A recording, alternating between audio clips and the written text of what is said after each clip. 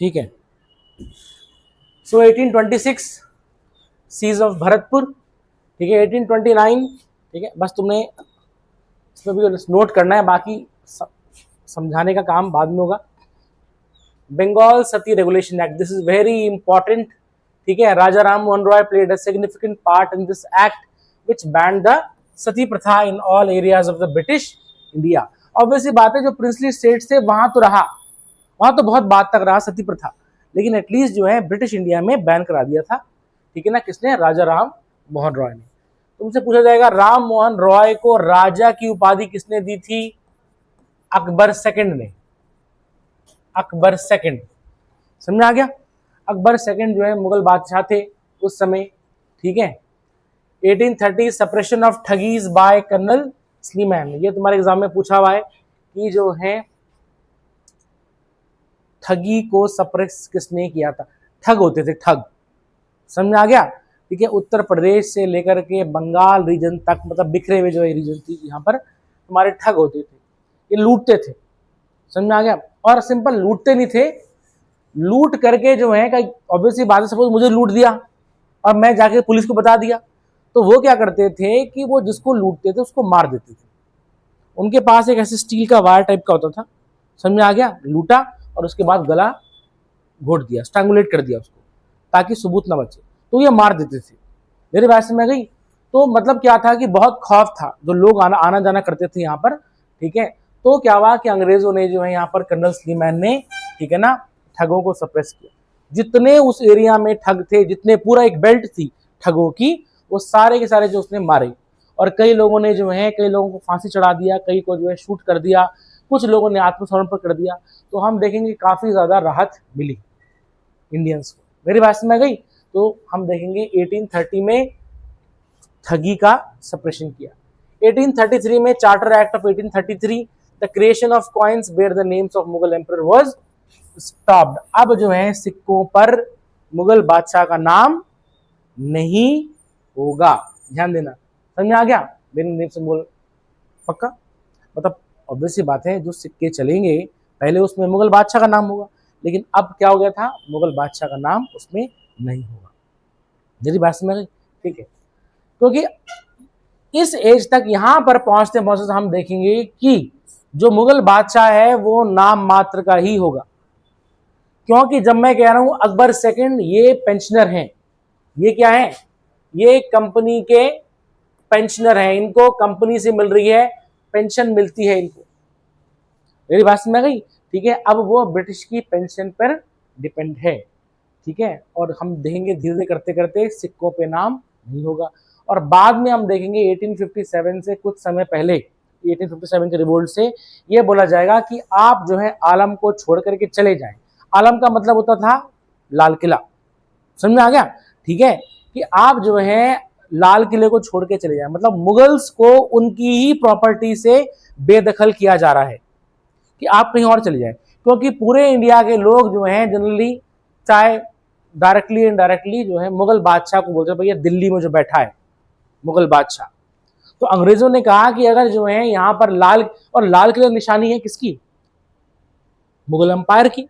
तो क्योंकि मुगल बादशाह लाल किले में बैठते थे, ठीक है ना, शाहजहां ने बनाया था वैसे लाल किला, तो दिल्ली का लाल किला है, ठीक है ना, उसके बाद से वहीं बैठते थे। तो इन्होंने कहा कि जब तक जो है वो बैठेगा तब तक उसकी एक प्रतिष्ठा रहेगी। तो उन्होंने कहा कि आप यहां से चले जाए। मेरी बात में समझ में आ गई? ठीक है ना। ये रीजन भी बनेगा 1857 के एक रिवोल्ट का। तो लोग बोलेंगे बताओ हमारे राजा को उन्हीं के ही, तो हमारे बादशाह को उनके घर से, you want to ask something? हाँ बोलो। है धमकी थी, रिक्वेस्ट ही कहो, और ऑब्वियसली बात है धमकी कह सकते हैं, बट बड़ी सॉफ्ट उसमें, मतलब आप यहां से जाएं, मतलब, ठीक है ना। Is it clear? अब तुम जो भी कह सकते हो उसको, ठीक है ये।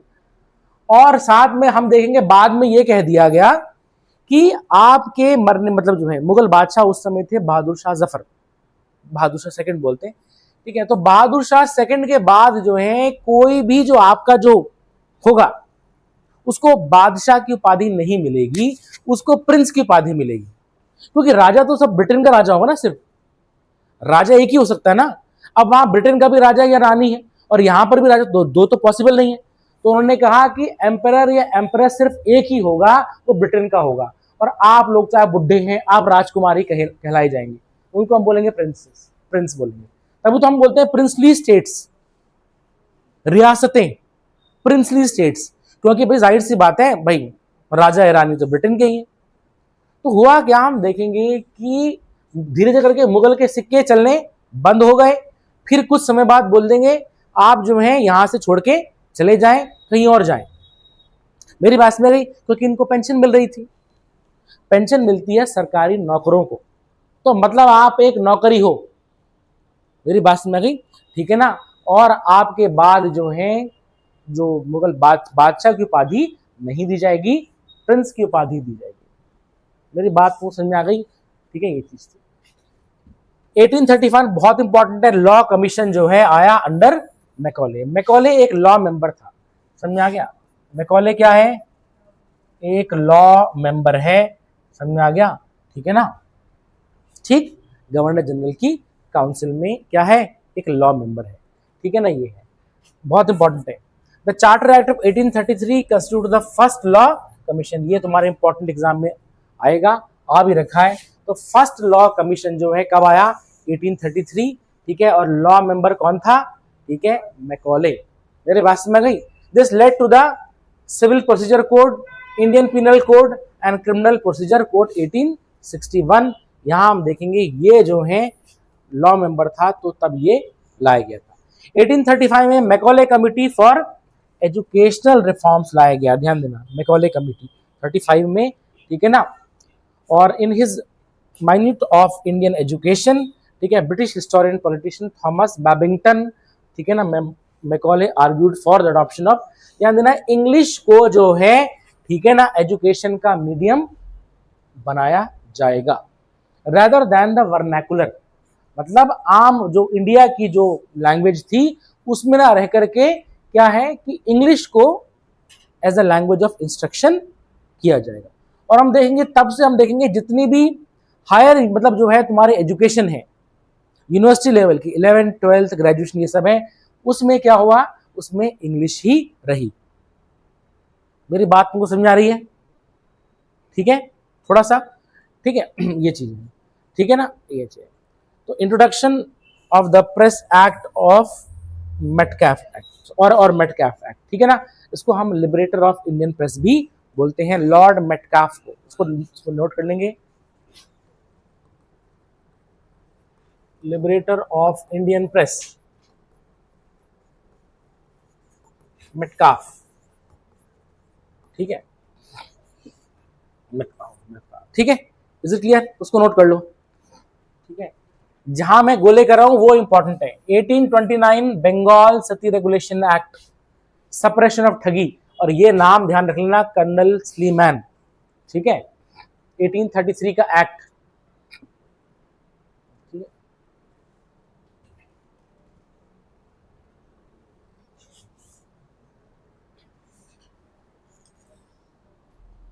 अच्छा, 1833 के एक्ट से ही बंगाल का गवर्नर जनरल इंडिया का गवर्नर जनरल कहलाया जाएगा।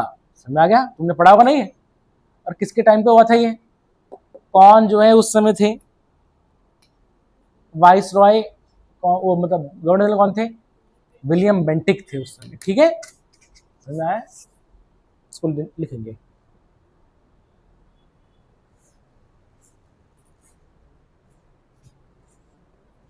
अभी हम सिर्फ टाइमलाइन ही पढ़ रहे हैं,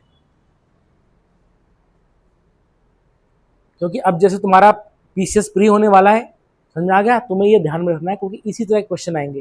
टाइमलाइन से तुम्हारे मैक्सिमम क्वेश्चन आते हैं। हिस्ट्री में 80% क्वेश्चन टाइमलाइन से ही आते हैं, चाहे वो तुम्हारा जरूर नहीं है ईयर पूछे, बट वो बोलेगा क्रोनोलॉजिकल ऑर्डर वाइज लगाओ उसमें, ठीक है। किसकी, टाइम की ये कैसा सवाल हो, ठीक है ना।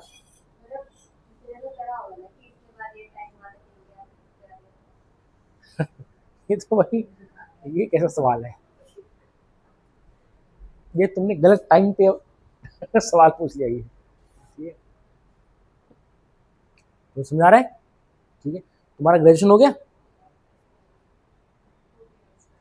इस बार ही हो गया है, तो तुम इस बार पास हो गए फिर। ठीक है, चलो अच्छी बात है। कहाँ से किया ग्रेजुएशन तुमने? अच्छा, डी से। किस चीज़ में? BSc।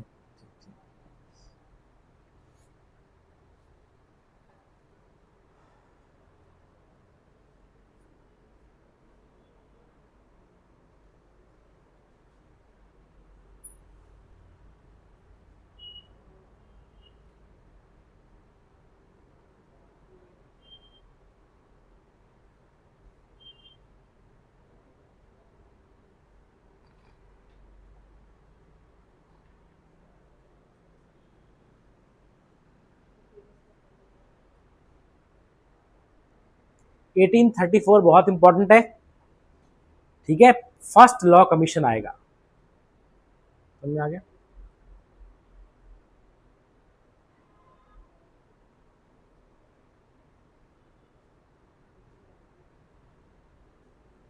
अच्छा, लॉ कमीशन किस एक्ट में बनाया गया? कौन से एक्ट में? Charter act of 1833। इंप्लीमेंट कब हुआ? 34 में हुआ, ठीक है ना, लागू हुआ।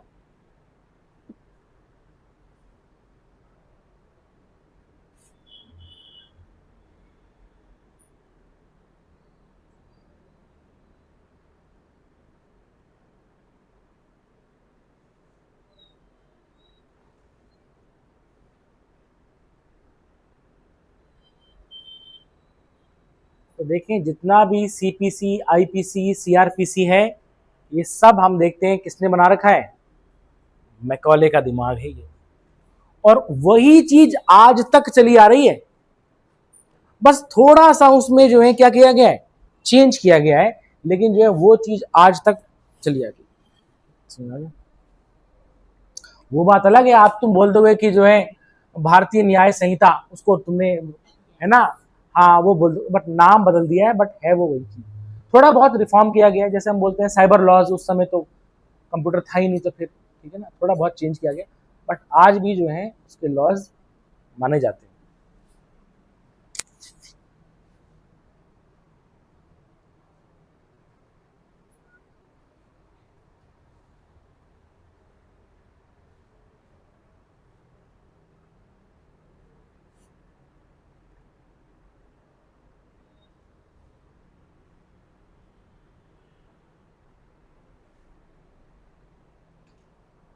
लिख दिया? चलो लिखो लिखो।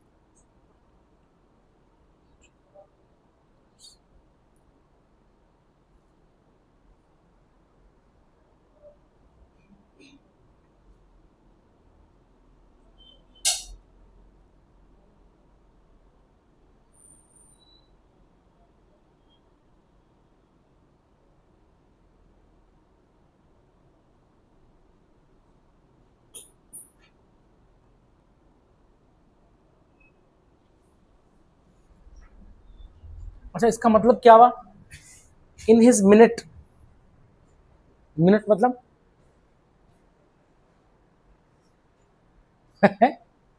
मिनट मतलब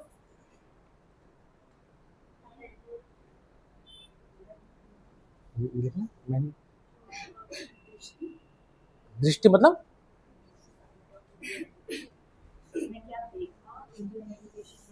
देखा नहीं, सुने, एक तो मिनट हो गया टाइम वाला मिनट, एक ये मिनट का मतलब हो गया रिटन नोट्स, समझ में आ गया, जिसपे कि डिस्कशन किया जा रहा है और उसमें वोटिंग की जा रही है, उसको हम बोलेंगे मिनट्स। मेरी बात समझ गई? तो हम बोलेंगे यहां पर क्या? Macaulay minutes. मेरी बात समझ गई? मिनट्स टाइम भी होता है, समझ में आ गया, और मिनट्स क्या है, यहां पर रिटन नोट्स हैं, ठीक है ना, और जिसमें क्या क्या किया जा रहा है, जिसमें डिस्कशन किया जा रहा है, जिसमें वोटिंग की जा रही है। हाँ भाई ऐसा कुछ होना चाहिए, उसको हम बोलेंगे मिनट्स। पक्का? तो तुम इतना समझ जाना, ठीक है, कहीं तुम सोच रहे हो कि ये मिनट सर ने कैसे लिख रखा है, ठीक है।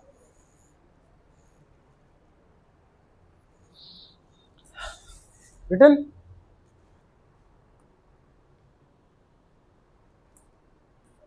Next 1837 we have the post office act, ठीक है, पोस्ट ऑफिस एक्ट, ठीक है। Now the British government had sole authority to deliver letters in East India companies territory, तो इसमें ये पोस्ट ऑफिस एक्ट था। 1838 से 42 फर्स्ट एंग्लो अफगान वॉर, मेरे भाषण में आ गई, अफगान जीत गया, ठीक है। इसमें क्या हुआ कि ब्रिटिश ने जो है अफगान की टेरिटरी में इन्वेड किया और अफगानिस्तान के लोगों ने, ध्यान देना, क्या किया, इनकी पूरी फौज ईस्ट इंडिया कंपनी की कहां गई पता नहीं चला, सब खत्म। इतने खतरनाक लोग, तुम देखो ना, जैसे नाटो थी अफगानिस्तान में, क्या हुआ, वो 20-21 साल रही, उसके बाद भागे नहीं, भागे रातों रात भागे वो। तो अफगानिस्तान के लोग किसी भी दूसरे इंसान को अपनी धरती पर टिकने नहीं देते हैं, इतने फेरोशियस लोग थे। तो हम देखेंगे इसमें जो है, तो ठीक है, फर्स्ट अफगान एंग्लो, हालांकि हम देखेंगे बाद में वो क्या होगा, जीत जाएंगे ब्रिटिश लोग, लेकिन क्या होगा कि मतलब जो है काफी कम इंटरफेरेंस होगा उसमें, ठीक है ना।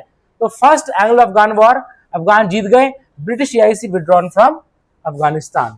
1843 में सिंध को जो है जीत लिया गया। सिंध एक प्रिंसली स्टेट था, समझा गया, और वहां रूल करते थे अमीर, वहां के रूलर्स को क्या बोलते थे, अमीर, तो अमीर्स ऑफ द सिंध। लेकिन इन्होंने क्या किया, इन्होंने इसको जीत लिया, इसका मतलब सिंध भी अब जो है ब्रिटिश एम्पायर का हिस्सा बना, और हम देखेंगे अंडर चार्ल्स नेपियर। ये तुम्हारे एग्जाम में आया है कि किसकी लीडरशिप में सिंध को एनेक्स किया गया, हथिया दिया गया, चार्ल्स नेपियर। 1845 से 46 फर्स्ट एंग्लो सिख वॉर, ठीक है। ध्यान देना, इंडिया में जनरली पूरा इंडिया कॉन्कर कर चुके हैं। कल मैंने तुम्हें बताया था कि मुगल पेंशनर हैं, समझ में आ गया, ठीक है। अवध के नवाब भी पेंशनर हैं, ठीक है। बंगाल के नवाब, वहां तो बंगाल में तो उन्हीं का रूल है, इज इट क्लियर, ठीक है। बाकी तुम्हारा जो है, जो निजाम है, उन्होंने सब्सिडी लाइन साइन कर लिया है, इज इट क्लियर, ठीक है। कर्नाटिक वॉर अब हम देखेंगे, यहां भी नहीं, कर्नाटक में भी जो है उन्हीं का ही रूल होता है, ठीक है। टीपू सुल्तान, समझ आ गया, 1799 में तो उसको मार ही दिया था। तो हम देखेंगे पूरे इंडिया में होता है। अब पूरे इंडिया में लगभग ब्रिटिश रूल है, और जो प्रिंसली स्टेट हैं वो नाम मात्र के हैं, मेरी बात समझ आ गई, ठीक है। इन सब से सब्सिडी लाइन साइन करवा लिया गया है, एक्सेप्ट हम देखेंगे सिख, महाराजा रंजीत सिंह, और वो बहुत बड़ी पावर थी। लेकिन क्या होता है कि दुर्भाग्यवश, ठीक है, उनकी डेथ होती है, किसकी, महाराजा रंजीत सिंह की। और उनकी डेथ के बाद हम देखेंगे क्या होगा कि अंपायर किसको जाएगी, तो उनके जो है नहीं, उनके बच्चों में एक वॉर शुरू हो जाता है, अभी हमने देखना है, समझ आ गया। और इस वॉर में, सिविल वॉर में जो है करते करते हम देखेंगे कि ये लोग इनवाइट कर देते हैं किसको, ब्रिटिश को, एक पार्टी इनवाइट कर देगी ब्रिटिश को, समझ आ गया, कि तुम हमारी मदद करो। अब अंग्रेजों को क्या था, समझ आ गया, वो आए, समझा, और हम देखेंगे यहां पर वॉर लड़ा गया, और इससे क्या हो गया, फर्स्ट एंग्लो सिख वॉर, जिसमें अंग्रेज लोग जीते और लाहौर की ट्रीटी साइन करवाई गई, समझ आ गया। इस समय हम देखेंगे एंग्लो सिख वॉर में महाराजा रंजीत सिंह के अंडर जो है पंजाब, आज का जम्मू कश्मीर, समझ आ गया, हिमाचल प्रदेश, हरियाणा, राजस्थान का कुछ हिस्सा, ये पूरा रीजन महाराजा रंजीत सिंह के अंडर आता था। लेकिन जब ये हारे तो क्या हुआ कि मतलब इन्होंने कहा कि हमको बताओ, बहुत भयंकर ढंग से वॉर हुई, मेरी बात समझ गई, ठीक है, क्योंकि सिख तो बहुत अच्छे ढंग से लड़ते थे। अब क्या हुआ कि लेकिन जब ये हारे, ठीक है ना, तो अंग्रेजों ने कहा कि भैया हमें इतनी वॉर इंडेमनिटी दो, युद्ध व्यय बोलते हैं उसको हम, पैसा, तो सिख गवर्नमेंट ने कहा कि भैया इतना हम पे तो है नहीं। उन्होंने कहा एक काम करते हैं, हम आपको पैसे नहीं देते, हम आपको जो है कश्मीर वाला पार्ट दे देते हैं। तो अब क्या हो जाएगा, वो कश्मीर वाला पार्ट सिख हैंड ओवर करवा देंगे ब्रिटिश को, और ब्रिटिश उसको बाद में बेचेंगे, समझ आ गया, गुलाब सिंह को बेच देंगे, और तब से हम देखेंगे वहां पर वो जो है वो चला रहा है। तो इसका मतलब है सिख एम्पायर से कश्मीर चला गया था। मेरी बात तुमको समझ में आ गई? लेकिन हाँ, बहुत करारी हार थी। इससे हम देखेंगे बाद में क्या होगा, फिर सेकंड एंग्लो सिख वॉर होगा। Is it clear? मतलब अपने जो है उसका जो बेइज्जती थी उसका बदला निकालने के लिए अब सिख लोग सेकंड वॉर लड़ेंगे, लेकिन वो उसमें हार जाएंगे। और फाइनली क्या होगा, सेकंड एंग्लो सिख वॉर में, यहां पे मेंशन नहीं किया अभी, ठीक है, वो हारेंगे और पूरा जितना भी सिख एम्पायर थी वो अब किसके पास आ जाएगी, ब्रिटिश के पास आ जाएगी, और वहां और उसको एक कमिश्नरी बना दिया जाएगा। समझ में आ गया? उसमें जो है कमिश्नर अपॉइंट कर दिए जाएंगे, ब्रिटिश कमिश्नर। मेरी बात मुझे समझ में आ गई? और जो उनका जो है लीगल एयर जो हम बोल सकते हैं कि उत्तराधिकारी, ठीक है, दिलीप सिंह, ठीक है ना, तो दिलीप सिंह को जो है, ठीक है, भेज दिया जाएगा ब्रिटेन। कहाँ भेजा जाएगा? ब्रिटेन। वो कहेंगे आप बाकी की पढ़ाई आप ब्रिटेन में करना। समझ आ गया? ठीक है, माँ से मिलने दिया, माँ रही नेपाल और रानी जिंदान, ठीक है ना, ठीक है, वो रही वहां, और वो जो छोटा जो बच्चा था दिलीप सिंह, वो जो है बाद में कहाँ चला जाएगा, ब्रिटेन चला जाएगा। वहां पर वो जो है जो महारानी है उनके पास रहता है, ठीक है ना, वहां पर मतलब अच्छे ढंग से रखते हैं, ऐसा नहीं है उसको, ठीक है ना, अच्छे ढंग से रखते हैं, मतलब पूरा जैसे एक राजा को रखते हैं एक बच्चे को वैसे रखते हैं, ठीक है ना, लेकिन कभी भी माँ से नहीं मिलने दिया गया। क्यों? और वो चाहता रहा जिंदगी भर कि मैं अपनी माँ से मिलूँ, छोटा था वो, बट उन्होंने कहा कहीं ऐसा ना हो कि ये मिले और फिर ये प्लॉट रचे ब्रिटिश को डिस्टेबलाइज करने के लिए, ठीक है ना, तो वो बड़ी मुश्किल से, फिर बाद में उसकी शादी भी हो जाती है, बच्चे भी हो जाते हैं, समझ आ गया, दिलीप सिंह के, फिर वो क्रिश्चियन में बदल जाते हैं, समझ आ गया, ईसाई हो जाता है वो, फिर उसके बाद उनकी डेथ हो जाती है, तो ठीक है ना, ये चीज है। दिलीप सिंह, एक मूवी भी बनी है इस पे, राजा दिलीप सिंह पे एक मूवी बनी है, उसमें दलजीत दोसांझ है, राजा दिलीप सिंह बना, और रानी जिंदान जो है, रानी जींद बोलते हैं उनको हम, वो शबाना आजमी ने उसका रोल प्ले किया है। समझ आ गया? वो आई थिंक वो हॉलीवुड मूवी है क्या है, तब वो पूरी हिस्ट्री है, मतलब after the second Anglo Sikh war. समझ आ गया? तो तुम उसको देखना तो तुम्हें पता चलेगा कि कितना मतलब जो है वो दिलीप सिंह जो है कितना असहाय महसूस करेगा, तो इस तरह से बहुत ही अच्छी मूवी है, ठीक है। 1848 से 49 Dalhousie initiated the doctrine of lapse, तुम्हें तो पता ही होगा डॉक्ट्राइन ऑफ लैप्स, तुम तो वैसे विद्वान लोग हो, ठीक है, which was an annexation policy, ठीक है। In India 4000 miles of telegraph lines were laid down under the supervision of, ठीक है, शॉ गजनी। समझ में आ गया? अच्छा, इन्होंने क्या किया कि टेलीग्राफ बिछाया, और हम देखेंगे टेलीग्राफ धीरे मतलब इंडिया से कनेक्ट करते करते करते हम देखेंगे सीधा टेलीग्राफ जाता था ब्रिटेन। तुम सोच रहे हो, मतलब ब्रिटेन से सीधा जो है तार, जैसे बोलते नहीं तार आया पहले बोलते टेलीग्राम, ब्रिटेन से सीधा इंडियन टेरिटरी तक इन्होंने कनेक्ट कर दिया था। मतलब उसी समय जो है, मतलब आप ये कह सकते हैं उस समय का रियल टाइम मॉनिटरिंग था। समझ में आ गया? वहां पर जैसे कुछ हुआ तो यहां पर इन्होंने क्या किया, तार भेजते थे, वो मोर्स कोड होते, टक टक टक टर टर ऐसे करके, और वहां वो तुरंत जो है वो मिल जाएगा। तो अगर एक्शन लेना होगा तो हम देखेंगे। और यहां सबसे बड़ी बात है, ब्रिटिश ने पूरे इंडिया में और उसको कनेक्ट कर दिया। समझ में आ गया? एशिया से लेकर के पूरा यूरोप से होते हुए उनके ब्रिटेन में। अब सारी की सारी रियल टाइम खबरें कहां किसको मिल रही है, ब्रिटिश को मिल रही है वहां पर। समझ आ गया? तो टेक्नोलॉजी कितनी एडवांस थी उनकी, मेरी बात में। वरना क्या होता था, एक संदेश ले जाना है, घोड़ा जाएगा वहां से वहां, वहां से वहां, और वहीं पर जो है 1857 का रिवोल्ट क्यों हारे हम लोग, इसलिए तो हारे क्योंकि यहां पर कुछ इंफॉर्मेशन जो है पहुंचानी है, वो घोड़े से जा रहे हैं, और वहां पर जो है, ठीक है, जैसे रिवोल्ट हुआ मोर्स कोड भेजा उन्होंने सारी छावनियों में तुरंत, और वहां से आर्मी डिस्पैच हो गई उसी समय। मेरी बात समझ गई? ब्रिटिश की आर्मी स्टैंड बाय पे रहती थी, कभी भी कुछ भी हो जाए, और वहां वो जैसे उन्होंने बोल दिया यहां पर रिवोल्ट हुआ, वहीं उन्होंने मोर्स कोड भेज दिया सारे के सारे इंडिया में। तो अपनी अपनी छावनियों को तुम मॉनिटर करो, जैसे रिवोल्ट होगा उसको सप्रेस करो। और यहाँ से जो है इंडियंस का संदेश यहाँ से वहां जा रहा है, कितना टाइम लग रहा है, तो ऑब्वियस सी बात है वहां पर वो पहले तैयार हो जाते थे। तो हम देखेंगे, देखो लड़ाई टेक्नोलॉजी से जीती जाती है। मेरी बात तुमको समझ आ गई, बाहुबल से नहीं। समझ आ गया, ठीक है, ये चीज है। 1852 से 53 सेकेंड एंग्लो बर्मीज वॉर, एक हमने देखा था ना, फर्स्ट एंग्लो बर्मीज वॉर जिसमें ट्रीटी ऑफ यानदबू साइन हुई थी, या ध्यान है कि तुम लोगों को कि गजनी हो गए तुम लोग, ठीक है। सेकेंड एंग्लो बर्मीज वॉर, तो ईस्ट इंडिया कंपनी उसमें जीतती है।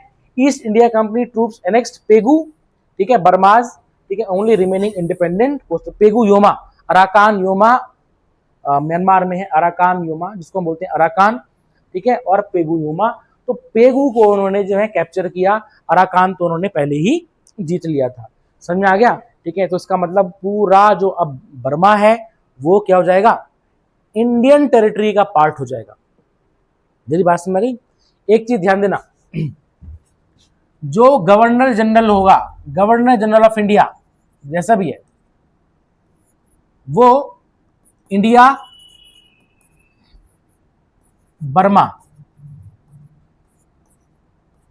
और अदन, इन तीनों को मॉनिटर करेगा। मतलब इन तीनों रीजन का गवर्नर जनरल होगा, वो एक ही होगा, और उसको हम इंडिया का गवर्नर जनरल कहेंगे। अदन, ये बोलते हैं गल्फ ऑफ अदन, उसका नया नाम है येमेन। क्या बोलते हैं उसको हम, येमेन। तो वो मतलब जो, क्योंकि उनकी भी कॉलोनी था, तो ये सारे के सारा रीजन जो है किस में आएगा, हम देखें गवर्नर जनरल ऑफ इंडिया के अंदर। तो इन तीनों में जो लॉज बनेंगे वो इंडिया का गवर्नर जनरल बनाएगा। इसका मतलब बर्मा भी इंडिया का पार्ट था। 1935 में बर्मा को इंडिया से अलग किया गया।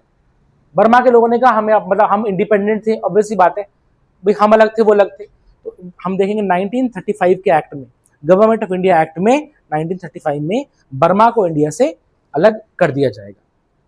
मेरी बात तुमको समझ में आ गई, ठीक है, ये चीज उसको नोट कर लो, ठीक है। तो फर्स्ट अफगान वॉर, ठीक है, से लेकर के ये चीज,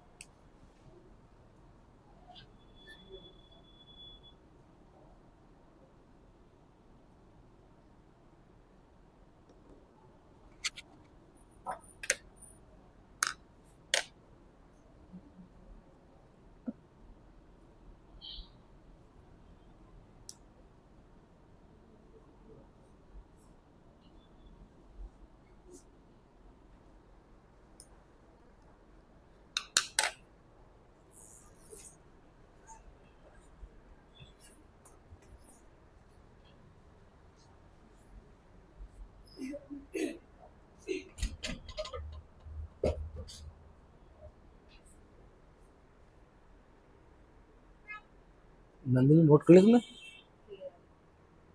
फेयर मतलब, अच्छा फेयर कॉपी है तुम्हारी।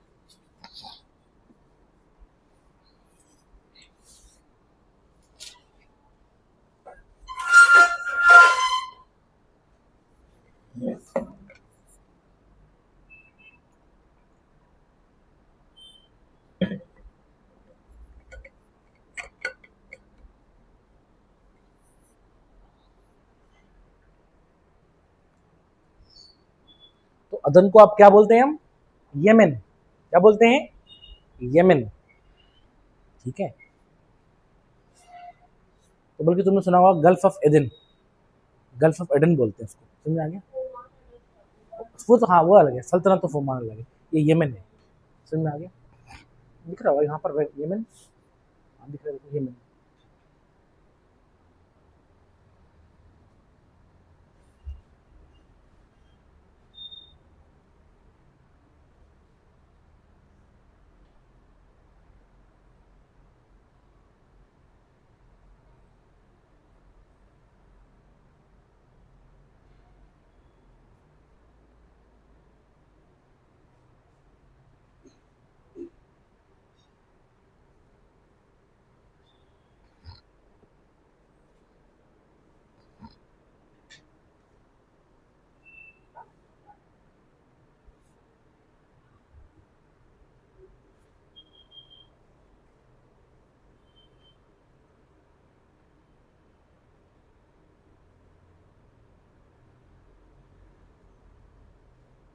अच्छा, 1857 के रिवोल्ट में इंडिया के मुगल बादशाह को बर्मा कैद किया गया, ठीक है, रंगून जहां उनकी भी डेथ होती है, और वहां के थिबो बादशाह को इंडिया में वहीं नहीं कैद किया इन्होंने, वहां से फिर रिवोल्ट हो जाता ना, समझ में आ गया? चला कितने थे, वहां के बादशाह को इंडिया और इंडिया के बादशाह को बर्मा, समझ में आ गया?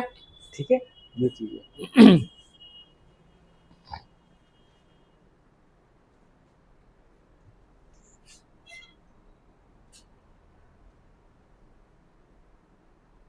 इसको भी नोट कर लो तुम।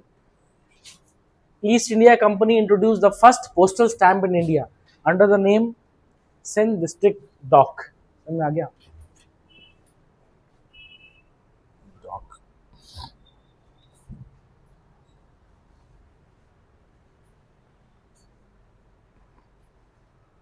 ठीक है।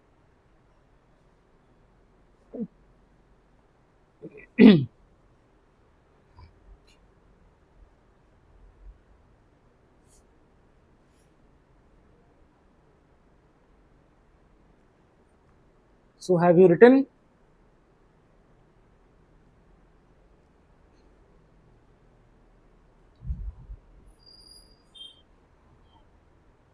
पेगू, तो पेगू कहां पर है?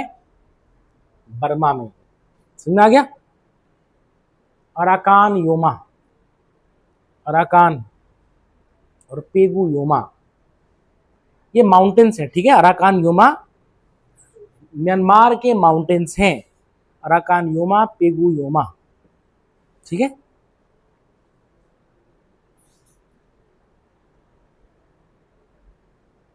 म्यांमार में बहुत अच्छी टीक मिलती है, वर्ल्ड की सबसे फाइनेस्ट टीक, समझ में आ गया? Wood, wood wood, teak, teak, tea नहीं कह रहा हूं, टीक, वुड, समझ आ गया? फाइनेस्ट। तो यहां से ये पेड़ काट करके पूरे दुनिया में जो है ये एक्सपोर्ट करते थे। देखो जहां का कुछ फेमस है वहां पर इनका कब्जा है, ईस्ट इंडिया कंपनी का, समझ आ गया? हमारे राष्ट्रपति भवन में बर्मा टीक है अंदर से पूरा, सोच सकते हो, क्योंकि राष्ट्रपति भवन पहले क्या था, वाइस रॉय का रेजिडेंस था ना इंडिया में, तो अंदर जो है बर्मा टीक का काम हो रखा है, समझ आ गया? बर्मा टीक कितना एक्सपेंसिव है और कितना बड़ा तो राष्ट्रपति भवन है, अंदर फाइन वर्क, मतलब बर्मा टीक का, तुम सोचो, बर्मा टीक तो अपने में मतलब इंसान खरीद भी नहीं पाता, और उस समय जो, क्योंकि उनकी कॉलोनी था, समझ आ गया? वो पेड़ काट, कितना डिफॉरेस्टेशन किया इन्होंने, मेरी बात समझी? आज ये कह रहे हैं कि डिफॉरेस्टेशन में बड़ी बड़ी चीजें हैं, असली में पहले इन्होंने तो किया। अब तुम सोचो ना, पूरे वर्ल्ड में एक्सपोर्ट कर रहे हैं तो कितने जंगल कटे होंगे, तुम सोच सकते हो, एक्सपोर्ट करना ना, ठीक है ना? ये चीज फाइनेस्ट बर्मी, उसको बोलते हैं ना, बर्मा टीक बोलते हैं उसको, ठीक है ना? पूरा अंदर ऐसे तुम्हें दीवारें नहीं दिखेंगी राष्ट्रपति भवन में, वुड का पूरा काम है बिल्कुल प्योर बर्मी टीक, ठीक है ना? ये चीज वो जो बना के गए हैं वो बहुत ही अल्टीमेट बना के गए हैं, ठीक है? नेक्स्ट,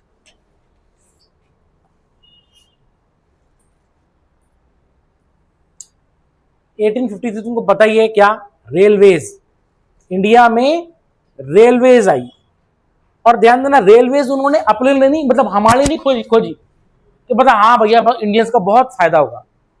मिलिट्री एक एक गांव तक जा सकती है, एक एक गांव तक जो है जो अनाज है वो हम ला सकते हैं और हम फिर एक्सपोर्ट कर सकते हैं।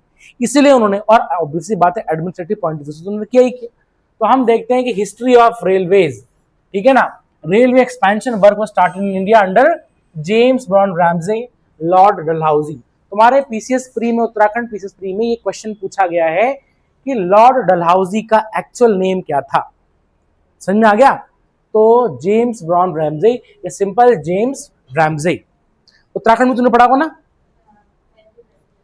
रैमजे, इनका बिल्कुल सही, हम मतलब कजन था, है ना। तो ये चीज है, इज इट क्लियर? तो लॉर्ड जो है हम देखेंगे डलहौजी। अब डलहौजी क्यों?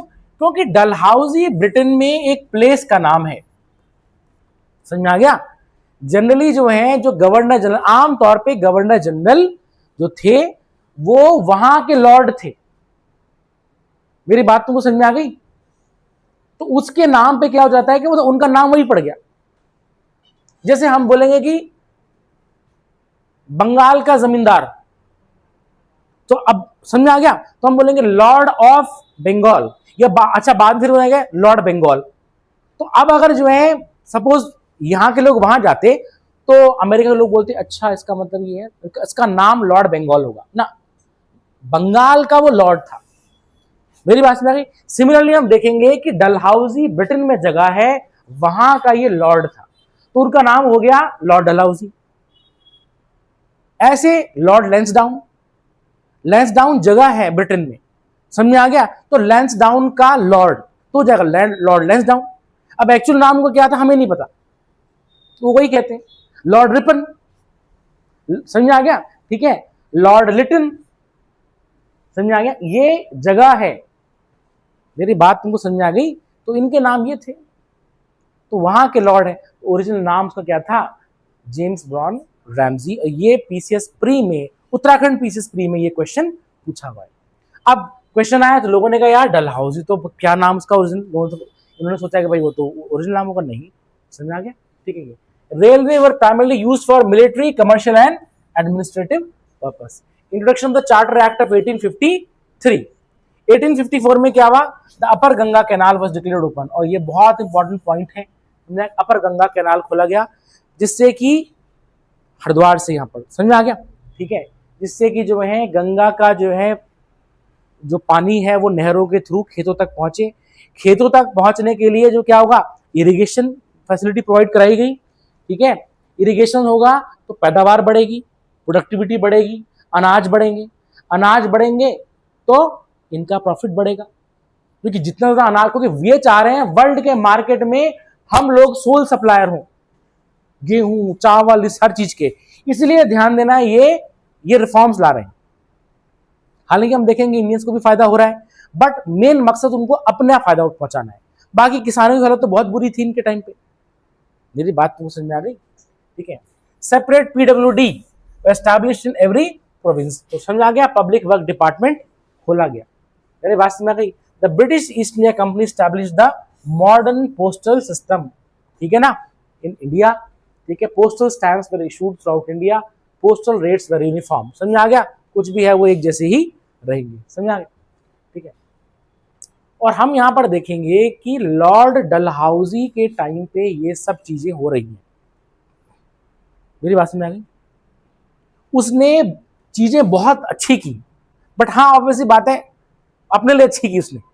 बट हाँ हम देखेंगे इंडिया में क्या रहा कि जैसे हम देखेंगे पीडब्ल्यूडी हो गया, कैनाल खोले जा रहे हैं, ये सब चीजें हैं।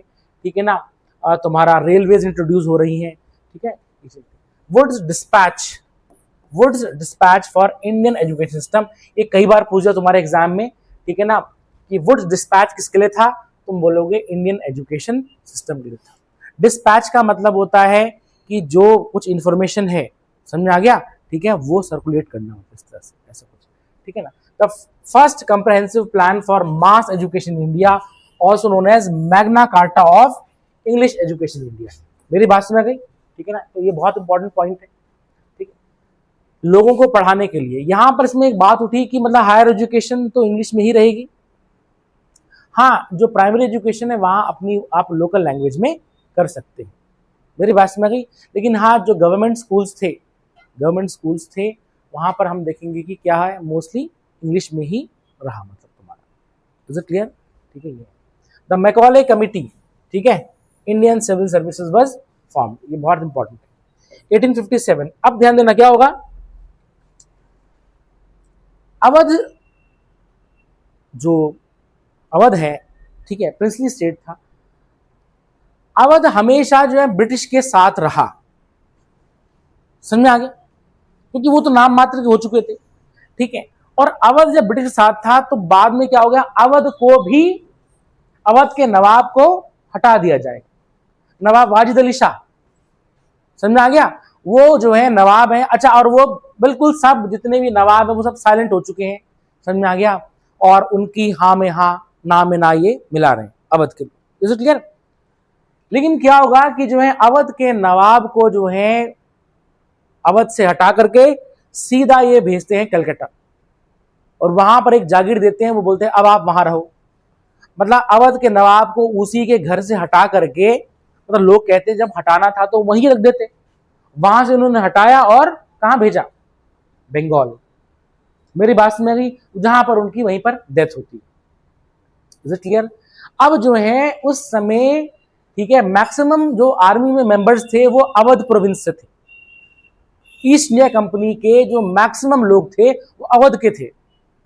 तो उन्होंने कहा यार चलो जैसा भी है, लेकिन हमारे नवाब के साथ ऐसा नहीं करा जाना चाहिए था, उनको अपने ही घर से तुम हटा रहे हो, समझ में आ गया। तो हम देखेंगे ये जो था लॉर्ड डलहौजी ने किया, ठीक है ना, तो वो पूरा उसका एम्पायर उन्होंने एनेक्स कर दिया, हड़प दिया।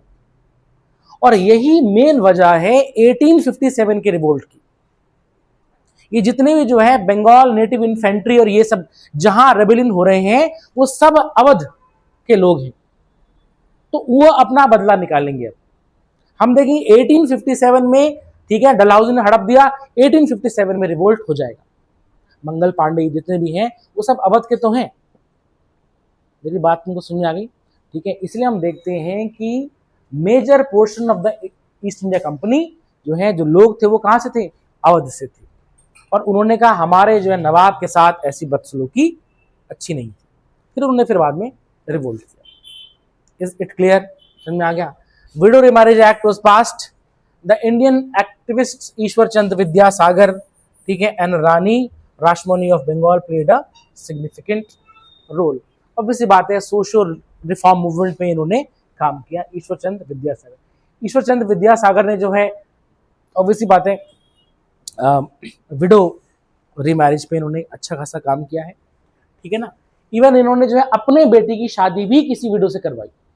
तो लोगों ने कहा कि भैया ईश्वर जी ऐसा है कि आप तो लोग करा रहे हैं, जरा अपनी करा के दिखाओ, जरा बेटे की शादी फर्स्ट मैरिज करा के दिखाओ, तब हम सोचें, क्योंकि उस समय वो गलत था, ठीक है ना। तो उन्होंने अपने बेटी की शादी जो है एक विडो से कराई, और ये उस समय समाज को एक बहुत बड़ी सीख थी कि जो बात हम बोल रहे हैं वो हम करें भी। मेरी बात तुमको समझ में आ गई? तो विडो रिमैरिज में सबसे काम जो है इन्होंने किया। Is it clear? समझ में आ गया? अच्छा, विडो रिमैरिज, विमेन एजुकेशन, समझ में आ गया, उनको पढ़ाना है, ये सब चीजें उनके टाइम पे। It was drafted during the Dalhousie tenure by but pass during the Charles Canning tenure before 1857। समझ में आ गया? ठीक है, ये है मतलब विडो रिमैरिज जो है वो किसके टाइम पे आया गया था, ड्राफ्ट किया गया था लॉर्ड डलहौजी के टाइम पे। लेकिन डलहौजी के बाद अब जो गवर्नर जनरल बनेंगे वो लॉर्ड कैनिंग बनेंगे। अच्छा, कैनिंग के टाइम पर ही 1857 का रिवोल्ट लड़ा जाएगा।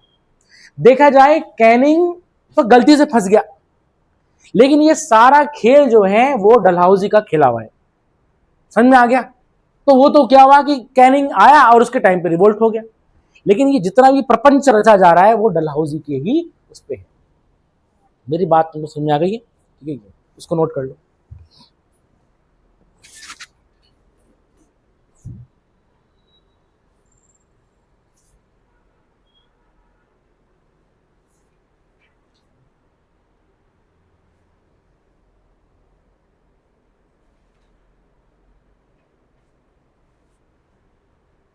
रानी रासमणी, वैसे रासमणी है तो रासमणी बंगाली में, ठीक है।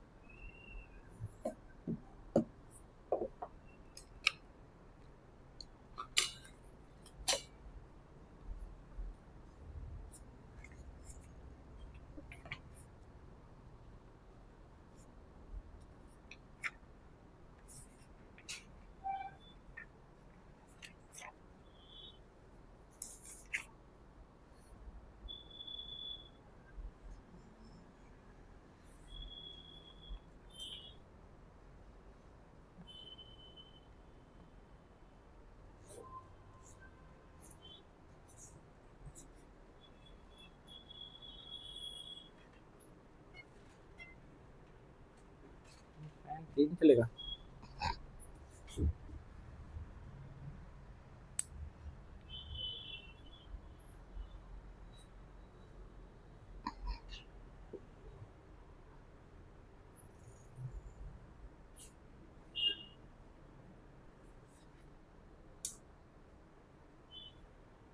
ठंड तो लग रही, लगनी नहीं चाहिए है। गर्मी हो रही है।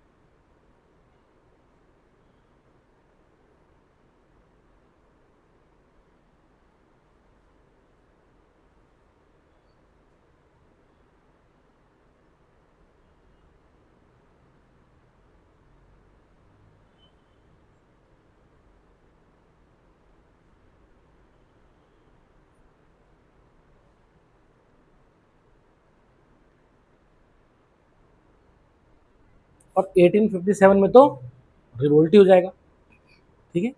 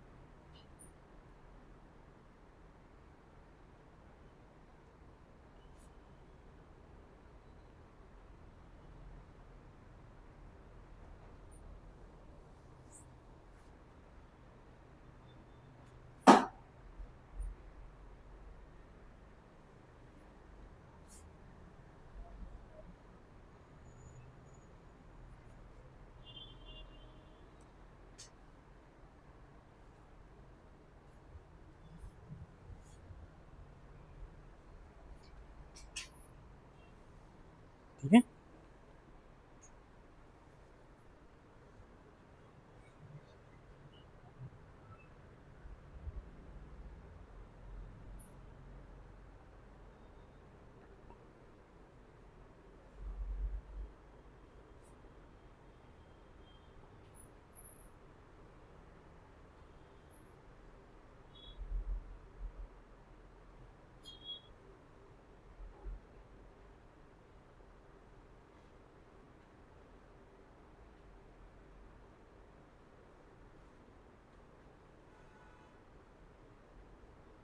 ठीक है।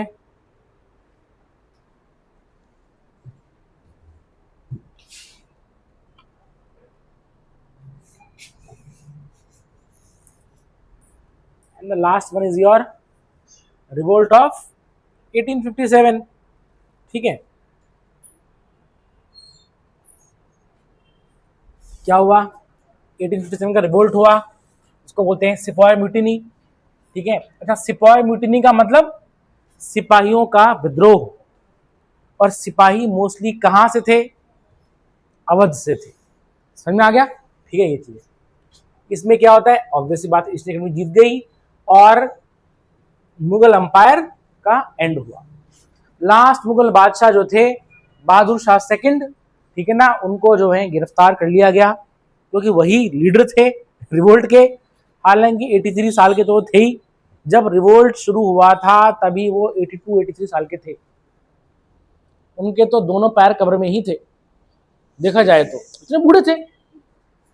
अब जो है, और बाद में जो है जब वो हार जाएंगे, ठीक है, तो ये सब लोग जो है जितने भी हैं, अंग्रेजों ने दिल्ली को कैप्चर किया, तो ये सब लोग हुमायूं टॉम्ब में छिपे हुए थे। हुमायूं का मकबरा है ना दिल्ली में, ठीक है, वहां छिपे हुए थे। वहां पर जाकर के इनको पकड़ा, समझ आ गया? ठीक है, कुछ लोगों को फांसी हुई, इनको जो है भेज दिया बर्मा, रंगून। समझ आ गया? और रंगून में इन्होंने अपनी बाकी जिंदगी क्या मतलब जो है, ठीक है, थोड़ी बहुत 3-4 साल जो थे वो इन्होंने जेल में बिताए, फिर वहीं उनकी डेथ हुई। तो उनका जो है, उनका जो मज़ार है, जो मकबरा है, वो कहाँ है? लास्ट मुगल बादशाह का जो मकबरा है, टॉम्ब है, वो कहाँ पर है? रंगून, म्यांमार में। मेरी बात तुम समझ आ गई? Is it clear? क्यों? क्योंकि उनको वहां डिपोर्ट कर दिया था, ठीक है, देश से निकाल दिया था, ठीक है, और उनको हाँ फांसी नहीं हुई क्योंकि बहुत बूढ़े थे। ऊपर से बात है, अगर फांसी होती तो फिर तो लोग और भड़क जाते। समझ आ गया? बस उनको वहां उन्होंने भेज दिया। बाद में जो है उनकी डेथ हो गई थी। और इसी के साथ हम देखेंगे मुगल एम्पायर का खात्मा हुआ। और उनके हैं मुगल बादशाह थे, ये बादशाह यही थे 83 साल के थे। समझ आ गया? जब मतलब जो है ये कुंवर सिंह भी बहुत बूढ़े थे, मेरी बात में की बहुत बूढ़े जो है डिपोज जमींदार थे वो तुम्हारे जो है। Is it clear? लेकिन बेसिकली क्या है कि कुंवर सिंह ने लड़ाई की और ये इनको फॉर्मली बना दिया गया कि भैया हाँ हमारा जो है बादशाह है, इस तरह से। That's all. लड़ नहीं रही है, वो तो लड़े थे, उन्होंने एक्चुअल लड़ाई की थी। ठीक है, ठीक है। और इनके जितने भी बेटे थे बहादुर शाह के, उनको मार दिया गया। जितने भी पोते थे उनको भी मार दिया गया। दिल्ली में एक जगह है खूनी दरवाजा, आज भी बोलते हैं हम खूनी दरवाजा। तो हडसन थे उस समय जो है, आज भी दिल्ली में हडसन लेन है, उनके नाम पे हडसन लेन है, ठीक है, ये है। तो वहां पर जो मतलब हडसन ने उनको क्या है, खूनी दरवाजा है, एक एक करके उनके लड़कों को बुलाया, सीधा शूट। दूसरा पोता, जितने भी थे, जितने भी लड़के थे, जितने भी पोते थे, सबको शूट कर दिया गया। ठीक है ना? तो सबको मार दिया ताकि एक भी जो है ना बचे। और पूरा मतलब अगर एक बच जाता तो फिर वो बोलता था भाई कि मैं लीडर हूं, तो उन्होंने कहा कि सबको खत्म करो। समझा गया? तो मुगल अंपायर का कोई भी अब बाकी नहीं रहा। समझा गया? तो वो तो भैया जब उन्होंने सुना मेरे लड़के पोते सब मारे गए, तो फिर क्या करते वो, तो है ना। बाद में उनको भी जो है बड़ी ही दयनीय स्थिति थी उनकी, ठीक है ना, तो वो बर्मा में रहे। मेरी बात में आ गई? और इसी के साथ साथ जो है, जो ईस्ट इंडिया कंपनी का जो रूल था उसको खत्म कर दिया गया फॉर्मल तरीके से। मतलब समझ आ गया कि ईस्ट इंडिया कंपनी जो आई थी, अब ईस्ट इंडिया कंपनी रूल नहीं करेगी, अब सीधा जो है क्राउन रूल करेगा इंडिया में। समझ आ गया? कंपनी रूल नहीं करेगी। 1858 में जो है क्वीन विक्टोरिया ने जो है प्रोक्लेम किया, ठीक है ना, कि अब इंडिया जो है ईस्ट इंडिया कंपनी द्वारा रूल नहीं किया जाएगा, अब इसको डायरेक्टली ब्रिटिश गवर्नमेंट रूल करेगी। और इसमें बहुत बड़ा दरबार लगा। समझ आ गया? क्या? इलाहाबाद दरबार। मेरी बात समझ गई? 1858 में लॉर्ड कैनिंग थे, ऑब्वियसली बात है, गवर्नर जनरल, ठीक है ना। तो क्वीन विक्टोरिया प्रोक्लेमेशन किया और इन्होंने कहा कि अब फ्यूचर में जो है जितनी टेरिटरी एक्वायर कर ली गई है ब्रिटिश ने, ईस्ट इंडिया कंपनी जितनी एक्वायर की उतनी है, बट आगे एक्वायर नहीं की जाएगी। मेरी बात समझ में आ गई? ठीक है ना। और ईस्ट इंडिया कंपनी खत्म हो गई है। और अब जो है, ठीक है, जो गवर्नर जनरल है उसको बोला जाएगा वाइसरॉय। समझ आ गया? तो गवर्नर जनरल या वाइसरॉय उसको बोला जाएगा। समझ में आ गया? हालांकि वाइसरॉय बस हम नाम मात्र का बोलते हैं, था वो अभी भी गवर्नर, मतलब गवर्नर जनरल जिसको हम कहेंगे। Introduction of the government of India act 1858। From now on India would be governed and known as her majesty the British monarch. समझ आ गया? ठीक है। The British Raj was officially established. ठीक है। अब तक कौन सा राज था? EIC का राज था, और वो स्टैब्लिश हो जाएगा इंडिया में। And company rule was transfer to the British crown. समझ आ गया? और जहां पर वो ब्रिटिश क्राउन को ट्रांसफर होगा, ठीक है, तो हम बोलेंगे अब जो है, जो गवर्नर जनरल था, ठीक है ना, उसका एक और पोस्ट हो जाएगी वाइस रॉय की। मेरी बात मुझे समझ आ गई है? ठीक है ना। ये 1 जून 1874 में जो है उन्होंने ईस्ट इंडिया कंपनी डिसॉल्व कर दी। समझ में आ गया? जितने भी शेयर होल्डर थे, जैसे भी थे, उनको उनका प्रॉफिट दे दू करके, समझ में आ गया? ठीक है। तो इंडिया से ये कंपनी हट गई थी। लेकिन हाँ, कंपनी रही, बट इंडिया में नहीं रही। मेरी बात मुझे समझ में आ गई? इंडिया में नहीं, बाकी जगह तो रही, जैसे चाइना से इसका ट्रेड चल रहा था, लेकिन इंडिया में उसको खत्म कर दिया गया। कंपनी तो आज भी है, वो ईस्ट इंडिया कंपनी है, पता था ना, राजीव मेहता इसका, ठीक है। तो बेसिकली ये था। Is it clear? ठीक है, ये चीज है। अच्छा, गवर्नर जनरल सुने, वाइसरॉय और गवर्नर जनरल के बीच में डिफरेंस देख लो क्या है। एक ही इंसान है वो, ठीक है। देखिए क्या है कि इंडिया दो भागों में टूट गया था। एक तो है ब्रिटिश इंडिया। ब्रिटिश इंडिया में ब्रिटिश लोग डायरेक्टली रूल कर रहे हैं, कर रहे कि नहीं कर रहे हैं? डायरेक्टली रूल कर रहे हैं, ठीक है। और एक है प्रिंसली स्टेट। क्या है? प्रिंसली स्टेट मतलब रियासतें जहां पर राजा हैं, उनका अपना जुरिस्डिक्शन था, उनके अपने लॉ चलते थे। मेरी बात समझ रही? ठीक है, सब था।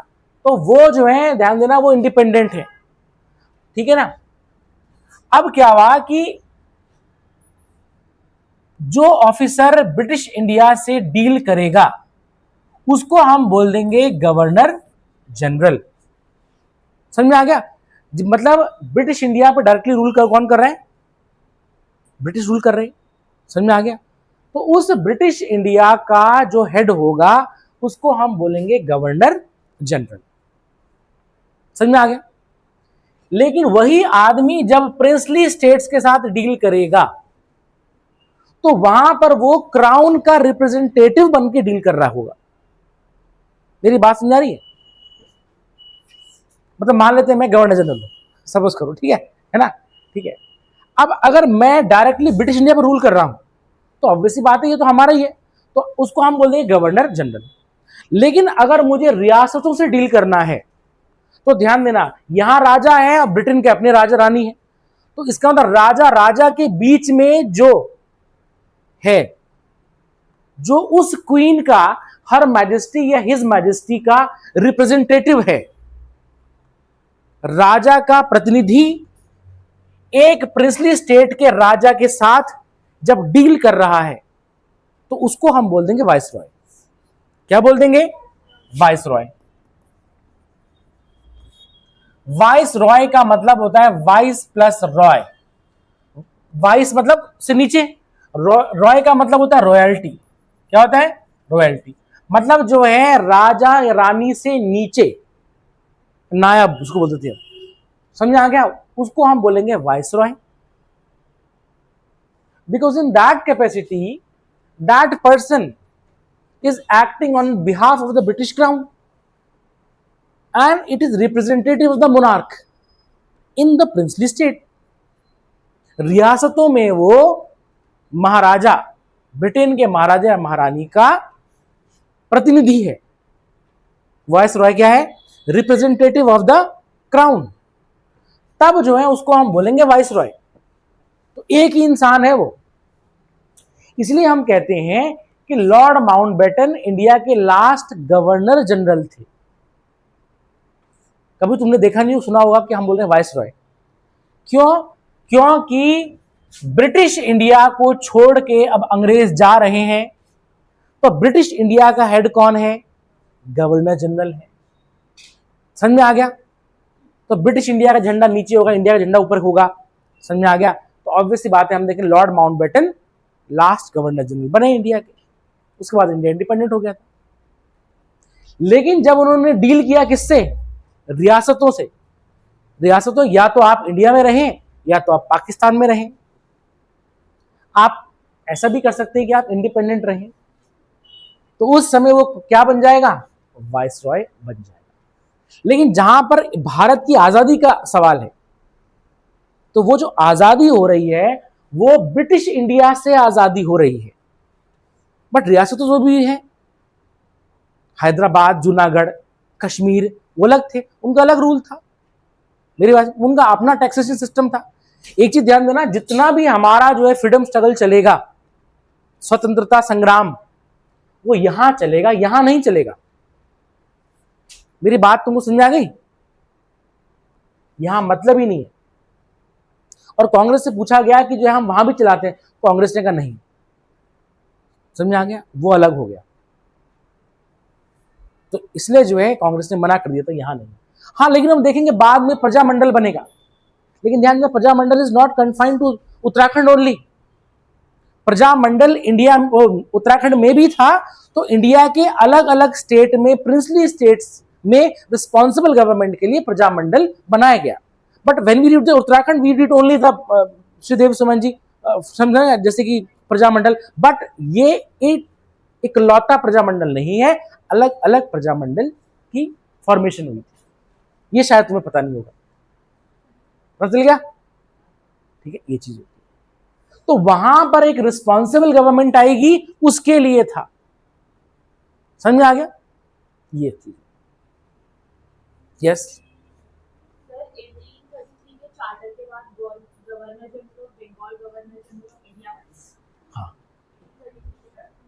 मतलब वो जो गवर्नर जनरल हो, सुनो, गवर्नर जनरल बंगाल के थे, वो बन गए इंडिया के गवर्नर जनरल। मतलब सुनो, लॉर्ड विलियम बेंटिक, विलियम थे, and he was also the first governor general of India. आप तुम समझी? अच्छा, इंडिया के up to independence, Lord Mountbatten was the last Governor General of the Viceroy of India.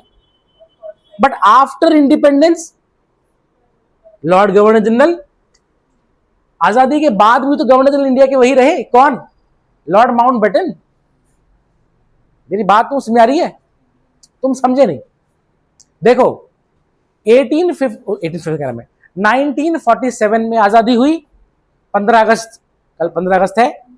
अब तुम इमेजिन करो कि मैं गवर्नर जनरल हूं, समझ आ गया, और कल हमें आजादी मिलेगी।